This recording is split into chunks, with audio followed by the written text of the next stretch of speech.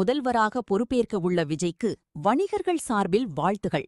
வணிகர் தின அரசாணை வெளியிட்ட முதலமைச்சர் ஸ்டாலினுக்கும் நன்றியை தெரிவித்துக் கொள்கிறோம். சிறு வணிகர்களை பாதுகாக்க ஒரு சட்டம் நிறைவேற்ற மத்திய, மாநில அரசுகள் தவறுகிற பட்சத்தில் நாடு தழுவிய போராட்டத்தை தமிழ்நாடு வணிகர் சங்கங்களின் பேரமைப்பு கையில் எடுக்கும் என்பதை எச்சரிக்கையோடு என திருவாரூரில் நடைபெற்ற வணிகர் சங்க பேரமைப்பு மாநில தலைவர் விக்ரமராஜா தெரிவித்தார். திருவாரூர் தனியார் திடலில் தமிழ்நாடு வணிகர் சங்கங்களின் பேரமைப்பு சார்பில் 42வது மாநில மாநாடு மாநில தலைவர் விக்ரமராஜா தலைமையில் நடைபெற்றது. தமிழகத்தின் முதல்வராக பொறுப்பேற்க உள்ள விஜய்க்கு வணிகர்கள் சார்பில் வாழ்த்துகள். தற்போது நடக்கும் 42வது மாநில மாநாடு வரலாற்று சிறப்புமிக்கது. வணிகர் தின அரசாணை வெளியிட்ட முதலமைச்சர் ஸ்டாலினுக்கும் நன்றியை தெரிவித்துக் கொள்கிறோம். அந்நிய நாட்டு கார்ப்பரேட் கம்பெனி ஆதிக்கம், ஆன்லைன் ஆதிக்கம், அண்டை மாநில கார்ப்பரேட் ஆதிக்கம் ஆகியவற்றை எதிர்கொள்ள வணிகர் சங்கம் தயாராகிக் கொண்டிருக்கிறது என தெரிவித்தார். இது தொடர்பாக மத்திய, மாநில அரசுகளுக்கு முக்கிய சிறப்பு பிரகடன தீர்மானங்கள் நிறைவேற்றப்பட்டுள்ளது. இதில் சிறு வணிகர்களை பாதுகாக்க ஒரு சட்டம் வேண்டும் என்பதை வலியுறுத்திக் கொண்டுள்ளோம். அதை நிறைவேற்ற மத்திய, மாநில அரசுகள் தவறுகிற பட்சத்தில் நாடு தழுவிய போராட்டத்தை தமிழ்நாடு வணிகர் சங்கங்களின் பேரமைப்பு கையில் எடுக்கும் என்பதை எச்சரிக்கையோடு தெரிவிக்கிறேன். சாமானிய வணிகர்களை அப்புறப்படுத்த கார்ப்பரேட் கம்பெனிகள் சூழ்ச்சிகளை செய்து கொண்டிருக்கிறார்கள்.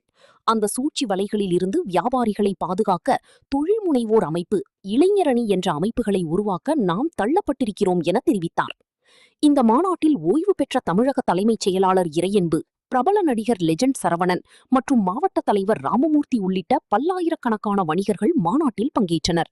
நம்மளை தேடி வர்றவங்களுக்கு நாம என்ன பொருளை கொடுக்கணும் நாம நினைக்கிறத விட அவங்க என்ன தேடி நம்மளை வர்றாங்க, அவங்களுக்கு என்ன பொருள் அவங்களுக்கு தேவை என்பதை அறிந்து அந்த பொருளை நாம விற்பனை செய்தால் அது ஒரு முக்கியமான பங்கு வகிக்கும்.